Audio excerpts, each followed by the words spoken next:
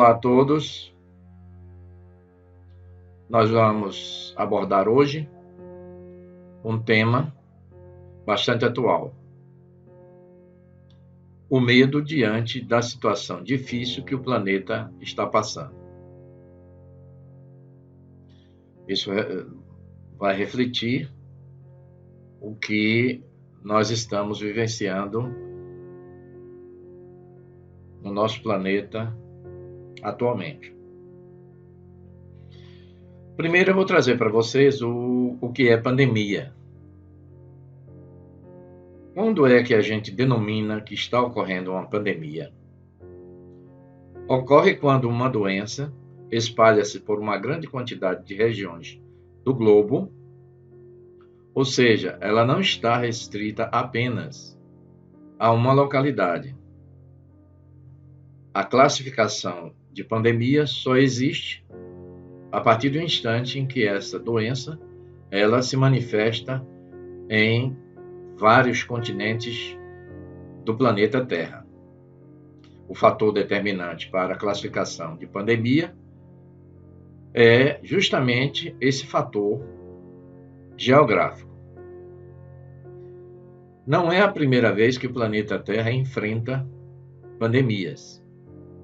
Em vários outros momentos da história da humanidade, já ocorreram pandemias no planeta. Eu vou citar para vocês alguma, para que vocês, de certa forma, conheçam essa realidade que não é tão nova para o planeta como um todo. A varíola foi responsável por uma pandemia que se espalhou pelo Império Romano no século II depois de Cristo. Para vocês terem ideia, morreram 5 milhões de pessoas e houve dias em que foi possível contabilizar a morte de 5.000 pessoas em um dia. Para que a gente tenha noção da dimensão dessa ocorrência, é preciso a gente lembrar que o Império Romano no século II era a maior parte do planeta conhecido. Por quê? Porque Roma, com os seus exércitos bem treinados e bem armados, tinha se apossado por inúmeros países na época. Então, por esse motivo que nós podemos classificar a ocorrência da varíola na época como sendo uma pandemia. Embora ela tenha trazido prejuízos enormes, mas de certa forma houve, após debelar o surto pandêmico, ela causou, em função da grande mortalidade que provocou, uma escassez de mão de obra para a agricultura e para o exército. E, segundo existe um consenso na época atual, é que ela pode ter influenciado a expansão do cristianismo no interior do Império Romano.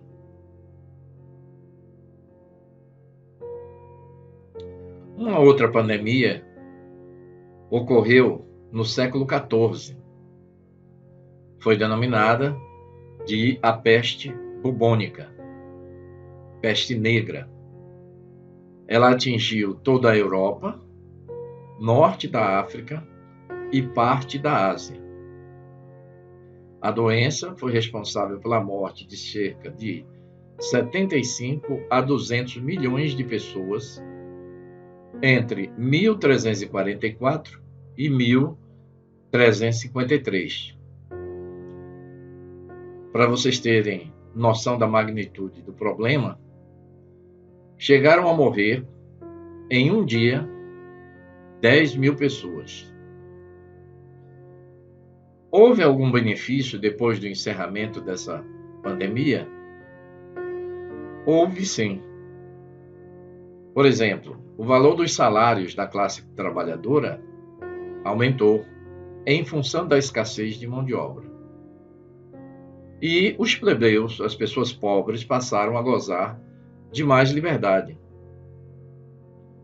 Para responder à crescente necessidade de mão de obra, os trabalhadores viajavam em busca da posição mais favorável economicamente. O valor das terras caiu e contribuiu para a decadência do feudalismo. Lembremos que, a essa época, o feudalismo era o sistema vigente politicamente. E ricos eram as pessoas que detinham uma grande quantidade de terras. Então, essa pandemia, de certa forma, favoreceu o quadro de melhorar as condições daqueles mais pobres, e a terra deixou de ser o valor mais caro da época. Uma outra pandemia que ocorreu foi a gripe espanhola, como ficou conhecida uma mutação do vírus influenza. O vírus influenza é o que causa a gripe, que surgiu em 1918 e causou estragos até meados de 1919. A doença atuou em 3 ondas, sendo a segunda a mais contagiosa e com a maior taxa de mortalidade. Ao todo, a gripe foi responsável pela morte de pelo menos 50 milhões de pessoas no mundo. Trouxe um benefício de certa forma, porque a pesquisa médica avançou bastante na busca de uma solução para o problema. E atualmente, o que ocorre no planeta? Ocorre uma pandemia também provocada pelo vírus Covid-19, identificada como uma doença respiratória aguda, causada pelo coronavírus da síndrome respiratória aguda grave. Então, Covid-19 é o nome que se dá à doença provocada pelo coronavírus. Acredita-se que o vírus tenha uma origem zoonótica, ou seja, ela tem uma origem animal, porque os primeiros casos confirmados tinham principalmente ligações no mercado atacadista de frutos do mar de Huanan, que também vendia animais vivos. Em 11 de março de 2020, a Organização Mundial de Saúde declarou um surto da pandemia.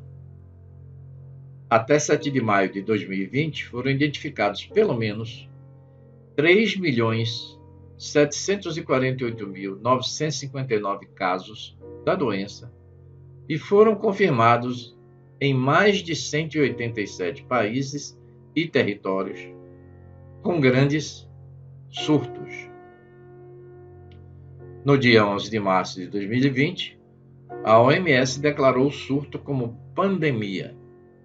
Os efeitos mundiais dessa pandemia incluem instabilidade social e econômica, porque houve uma queda no mercado global de ações, corridas às compras, xenofobia, que nada mais é do que o racismo contra pessoas que não fazem parte daquele país, racismo contra pessoas de descendência chinesa e do leste asiático, a disseminação online de informações falsas e teorias da conspiração sobre o vírus, e o encerramento de atividades escolares e universitárias em pelo menos 115 países, afetando mais de 1 bilhão e 600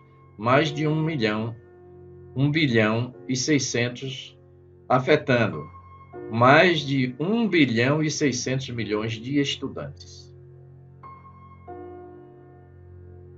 Vamos agora trazer para vocês uma definição sobre o medo. Medo é uma emoção de grande inquietação ante a noção de um perigo real ou imaginário. E assim sendo, podemos sentir medo tanto diante de fatos reais, como o que sentimos diante de um cão bravo, com medo de coisas imaginadas, tais como medo de um ataque alienígena.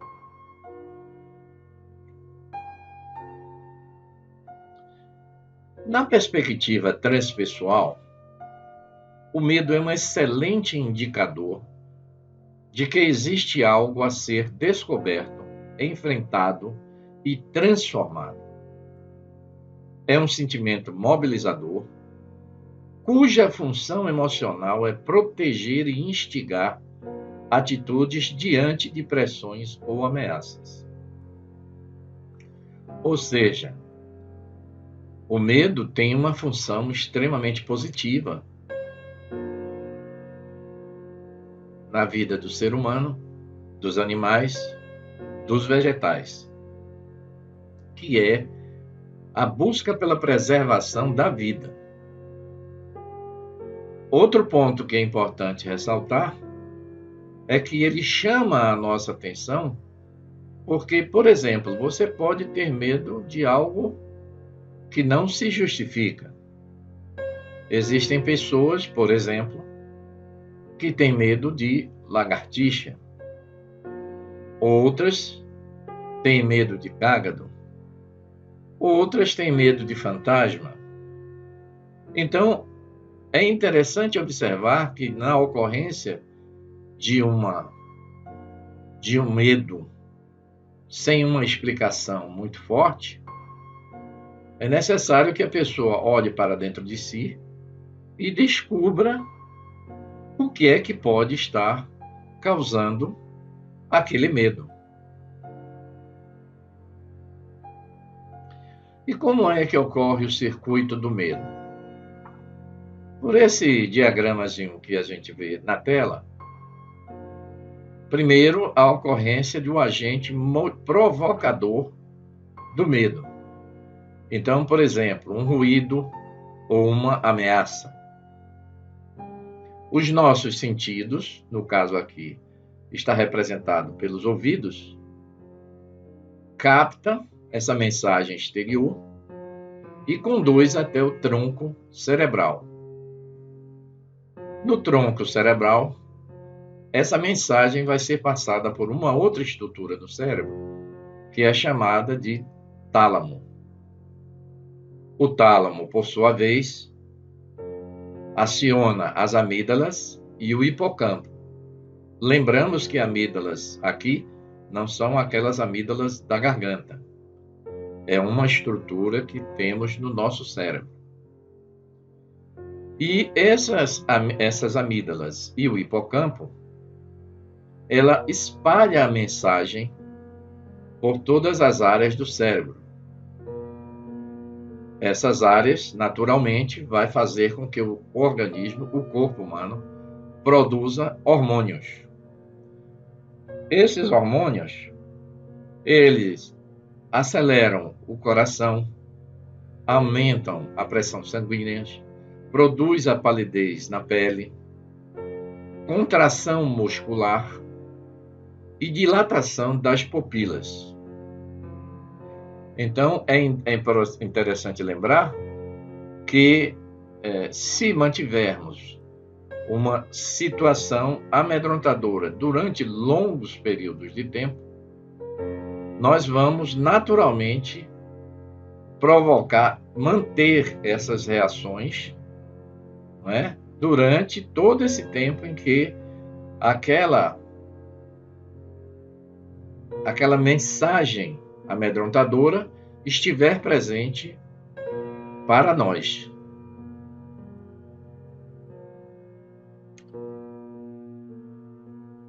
Nesta pandemia, o medo tem uma participação especial, em função da mesma ser portadora de aspectos que produzem as manifestações mais intensas do medo dos seres humanos.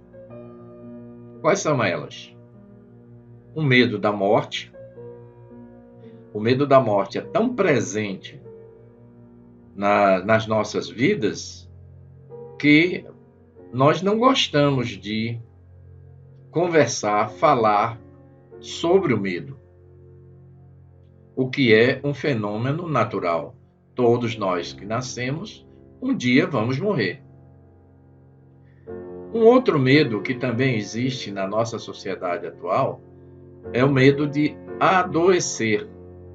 E no caso específico da pandemia do Covid-19, que é uma virose que até agora não tem solução medicamentosa, ou seja, nós não temos remédio para ela. As informações que nós estamos obtendo daqueles pesquisadores é que uma determinada substância pode resolver a questão da Covid-19, mas não existe comprovação, e o que se sabe é que essa substância produz alguns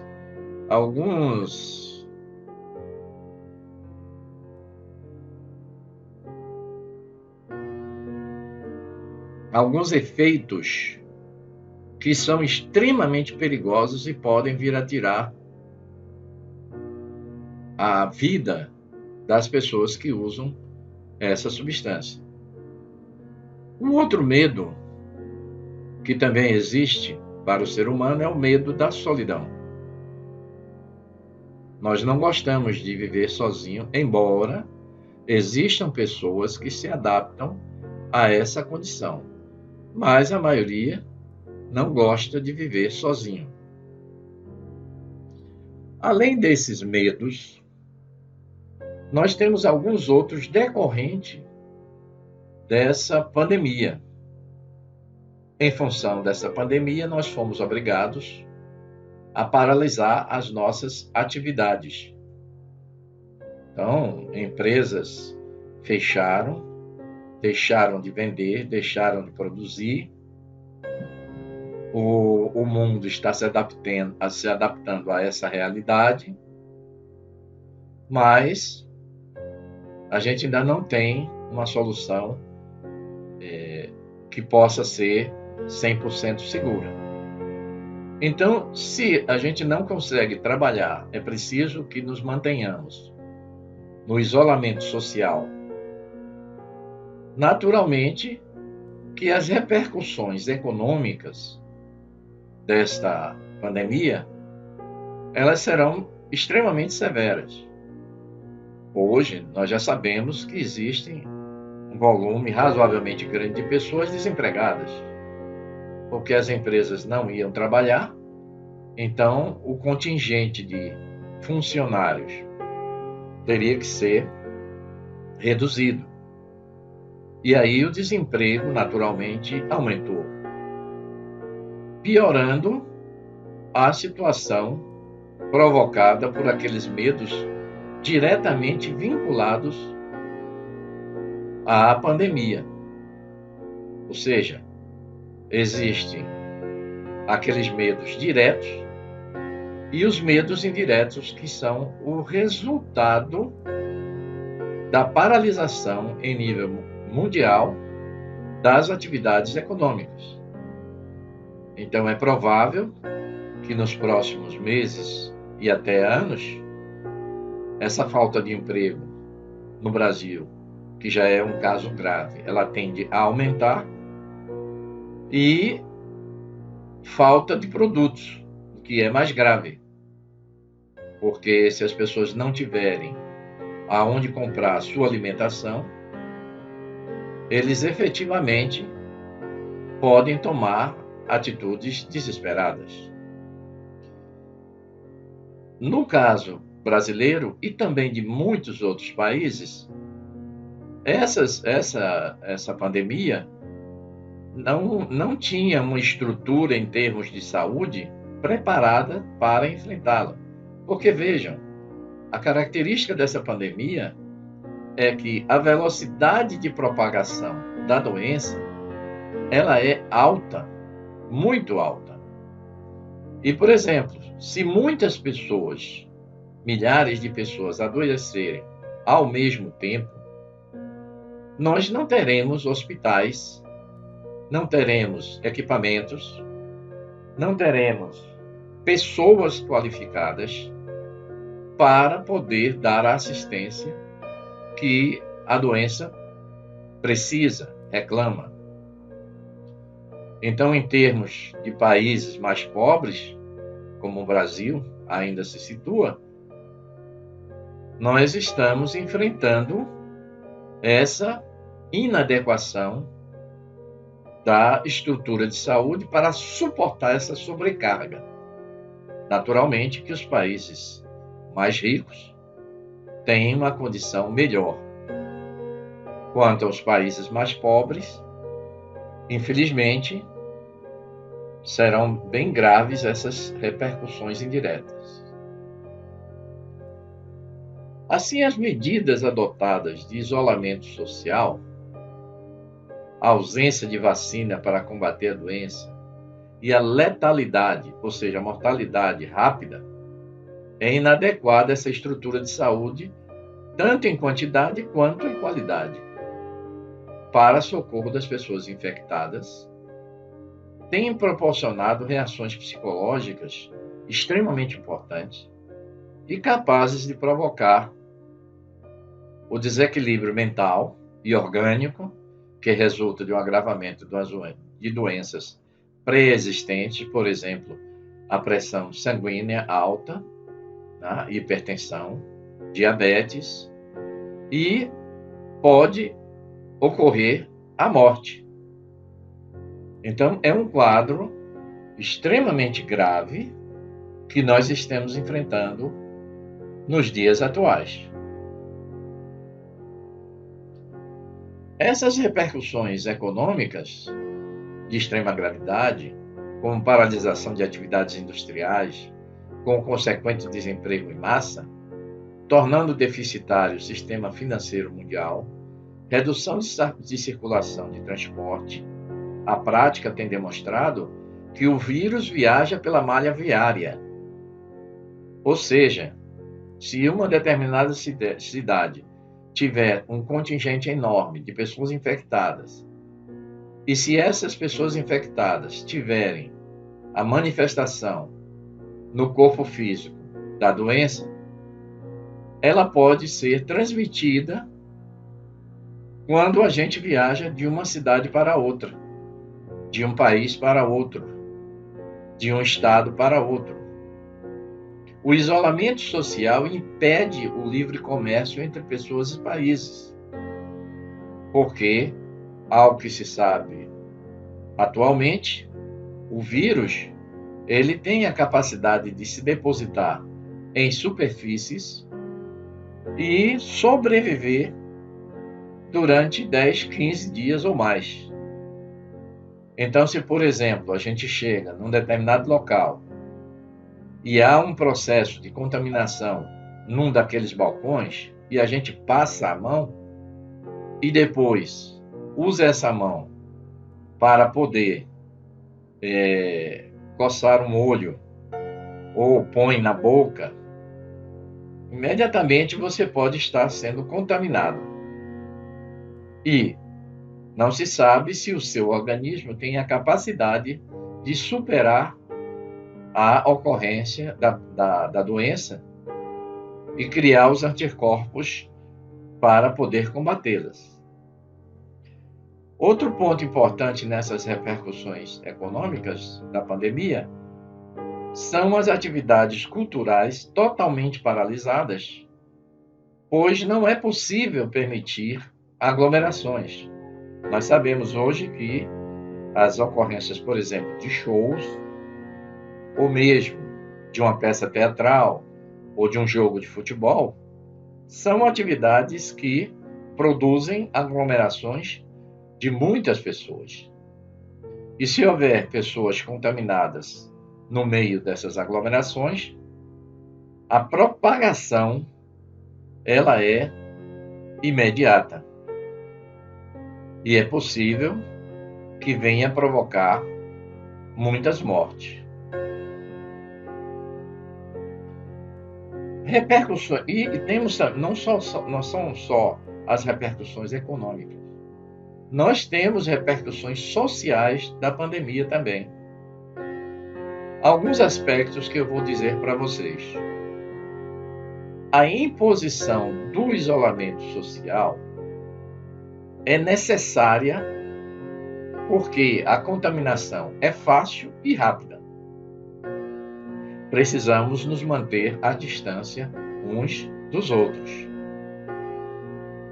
Impedimento às formas de lazer, pois aglomerações estão proibidas. Impedimento de viagens intermunicipais, interestaduais e internacionais.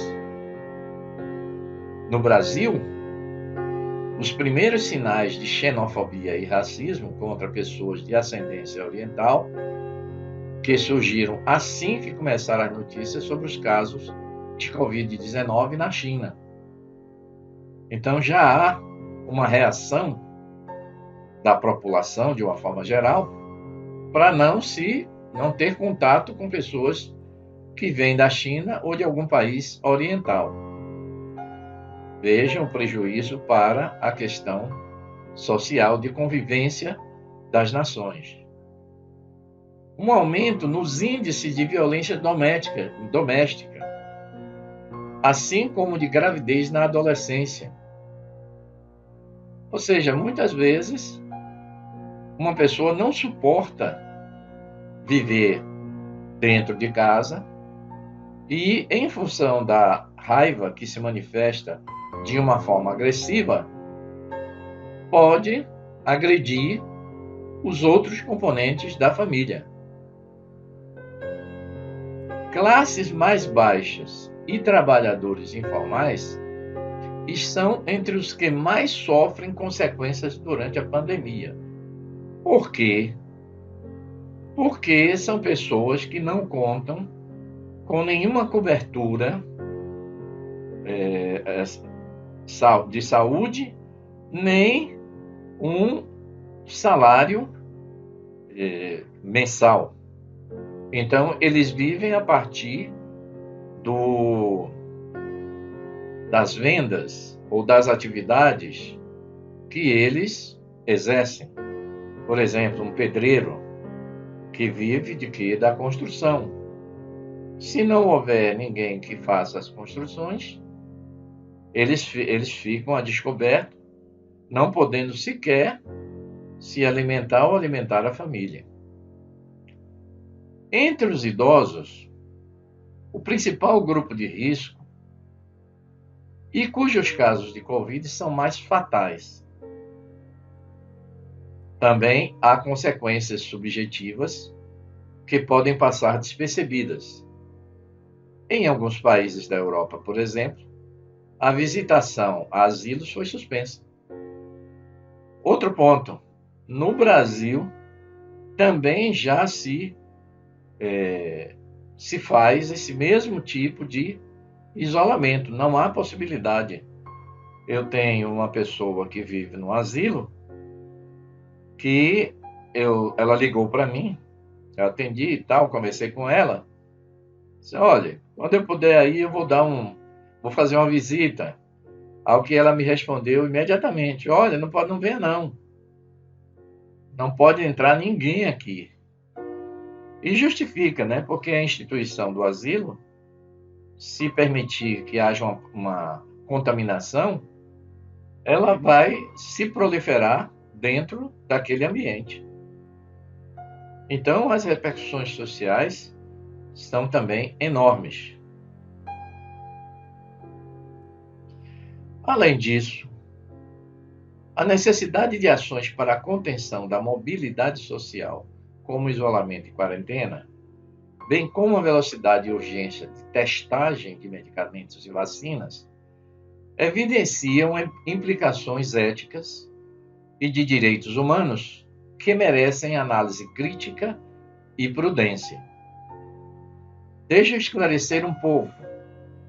Na pressa que nós estamos de descobrir vacinas ou medicamentos que sejam eficazes na contenção da doença, ou na solução da doença, nós simplesmente podemos abandonar determinadas práticas médicas que obedecem, muitas vezes, a protocolos nacionais e internacionais. E se porventura houver um dano às pessoas, porque muitas vezes você passa 2, 3, 4, 5 anos para desenvolver uma vacina ou mesmo um medicamento. E se faz experiências em animais. Só depois de evidenciar os resultados nesses animais é que se começa a pensar em fazer experiências em seres humanos. Ora, mas diante da pressa que nós estamos para poder resolver a questão, pode ser que nós tenhamos que pular etapas. E as implicações éticas dessa conduta, naturalmente, que alguém vai ter que responder. E os médicos não querem. Aqui no Brasil, nós temos o caso da cloroquina, essa medicação que está sendo aí testada, e se supõe que tem dado alguns resultados, foi solicitado pelo presidente da República que fosse aplicada no SUS, ou seja, em seres humanos. Ora, isso pode trazer danos de grande monta. Haja visto que várias pessoas já foram convocadas para ocupar o cargo de ministro da Saúde e não permaneceram.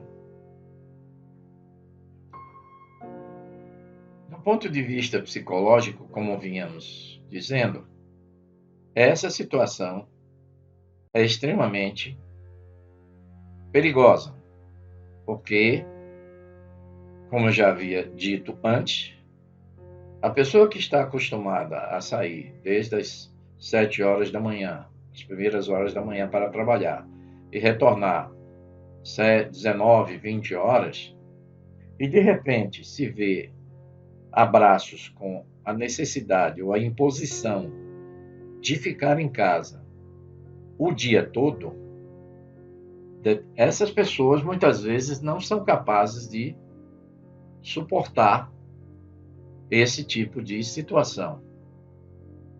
E perdem o controle, não é? Perdem o controle e começam a agir muitas vezes de maneira agressiva, não suportando esse isolamento. Para aqueles que já possuem problemas, afinal de contas, a maioria de nós tem problema de neurose, ou mesmo psicose, é preciso que a gente consiga uma atividade ou um atendimento para essas pessoas, para que elas possam conseguir enfrentar essa situação com certa facilidade. E, naturalmente, que as reações que elas podem ter podem ser agressivas, provocando danos na convivência doméstica ou mesmo daquelas poucas pessoas com as quais a gente consegue se comunicar. Outro ponto importante é a questão do pânico, do medo. Ao perceber a ocorrência de tantas mortes, ao perceber a ausência de estrutura de saúde para cuidar, para aqueles que têm assistência médica particular, mesmo assim não é uma garantia, Mas aqueles que não têm essa assistência médica particular vão ter que contar com o sistema de saúde público. E como esse sistema não é o suficiente no caso de uma pandemia, pela quantidade de casos que ocorre, naturalmente que tendem a se agravar,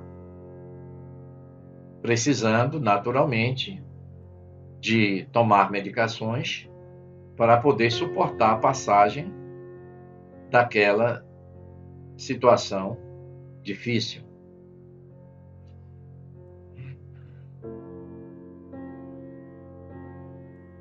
Vamos falar agora um pouco sobre a questão das repercussões religiosas. Por mais que a gente deplore e alguns criticam muito a questão da religião, ela é necessária à convivência humana. O que é que o dicionário nos diz a respeito de religião? Religião é uma crença na existência de um poder ou de um princípio superior, sobrenatural, do qual depende o destino do ser humano e ao qual se deve respeito e obediência. Postura intelectual e moral que resulta dessa crença. Ora, que repercussão religiosa pode advir a partir daí? Com a imposição da proibição de aglomerações, os encontros nos templos não são permitidos, embora sejam, de certa forma, substituídos pelos encontros eletrônicos. Uma boa parte das religiões atuais tem programas na televisão ou mesmo nas redes sociais. Neste momento, será que a estrutura religiosa que nós temos, e quando eu falo estrutura religiosa, implica em que você professe, você pratique algumas solicitações que são feitas pela maioria da religião, como você ter fé no poder superior, fé na ciência, que está trabalhando diuturnamente para poder alcançar uma solução medicamentosa para a pandemia que se apresenta. Neste momento, é preciso que a gente tenha capacidade de aferir se essas lições de fé, de confiança em Deus e o desenvolvimento de qualidades tais como coragem, resiliência, inerentes ao ser humano, estão efetivamente habilitados, desenvolvidos, permitindo utilizar a fé como ferramenta para fortalecer a crença em que esta pandemia vai passar como todas as outras. E isso é verdade.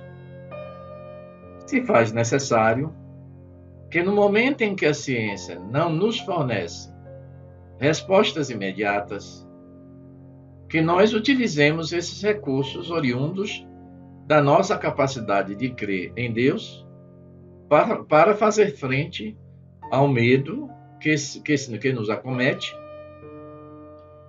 Importante notar também que nas vezes anteriores, ou seja, nas pandemias, das quais eu falei um pouco sobre algumas delas, utilizemos desses recursos com sucesso. Reparem, nas pandemias anteriores, nós não tínhamos a estrutura científica que temos hoje. Não tínhamos. Então, o grande número de pessoas que morreram foi devido a essa incapacidade científica de lidar com a problemática da pandemia que ocorria. Hoje, nós estamos numa situação diferente. É possível, por exemplo, temos capacidade de implantar hospitais de campanha com toda uma estrutura para cuidar das pessoas que estão doentes. E é também importante notar que existe um número crescente de pessoas que foram contaminadas, tratadas e superaram a pandemia, superaram a Covid. Então, é preciso que nós também tenhamos esses aspectos interiores nossos desenvolvidos. Quando, em épocas anteriores, não tínhamos essa estrutura científica, hoje nós possuímos.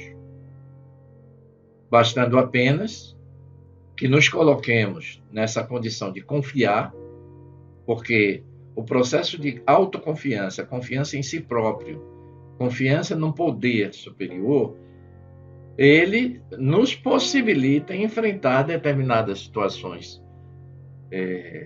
doentias e superá-las. Nós temos várias pessoas que dão esse depoimento dizendo dessa forma.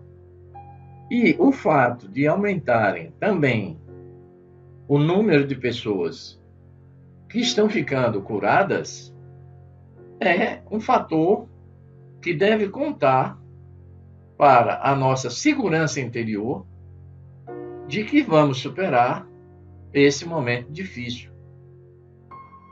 Alguém poderia dizer assim, sim, mas tem as pessoas que morreram, evidentemente. Assim como todas as outras doenças. Por exemplo, o câncer, se presume que no futuro, daqui a alguns anos, nós vamos ter uma pandemia de câncer. Mas hoje nós estamos nos munindo de técnicas, medicações, que será possível enfrentar uma pandemia desse tipo de doença e superá-las. É verdade que algumas pessoas irão morrer. Por quê? Porque existe uma deficiência física, porque a idade já está muito avançada e o organismo já não consegue produzir anticorpos suficientes, mas no que concerne a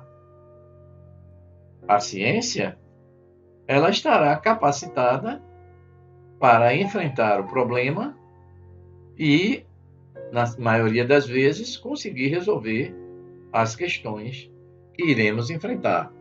Isso é importante a gente estar com a mente ligada nessa possibilidade. Entre as intervenções não farmacológicas que permitem controlar o surto, estão as medidas de prevenção pessoal, como lavar as mãos, utilizar máscaras faciais e quarentena voluntária, e medidas de prevenção comunitárias, como encerrar escolas, cancelar eventos que reúnam um grande número de pessoas. Medidas ambientais, como limpeza e desinfecção de superfícies, e medidas que promovam a adesão social a estas intervenções. A respeito desse último item, tem muitas pessoas, vejam que os estados, as cidades, os países estão adotando medidas impositivas para quê? Para que as pessoas mantenham o isolamento social.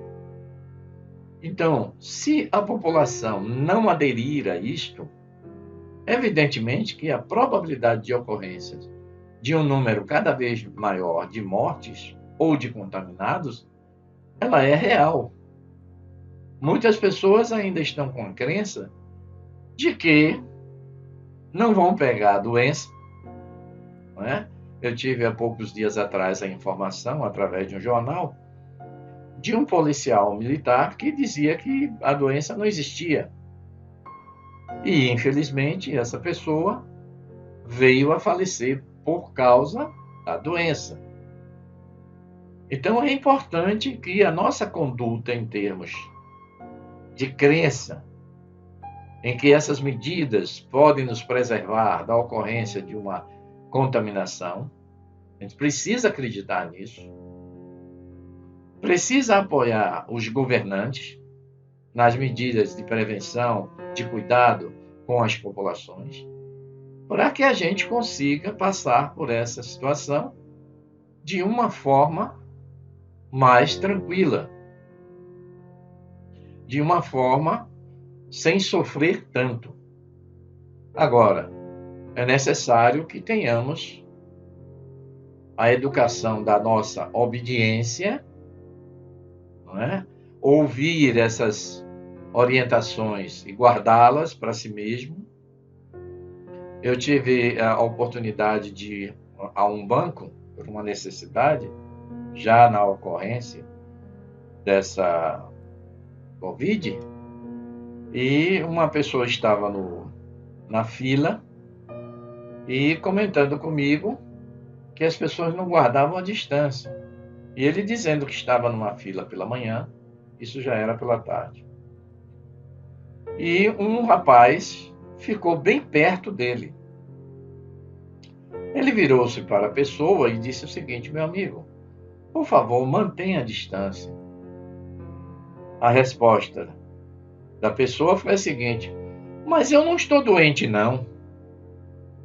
Eu gostei da presença de espírito dessa pessoa que estava contando o fato.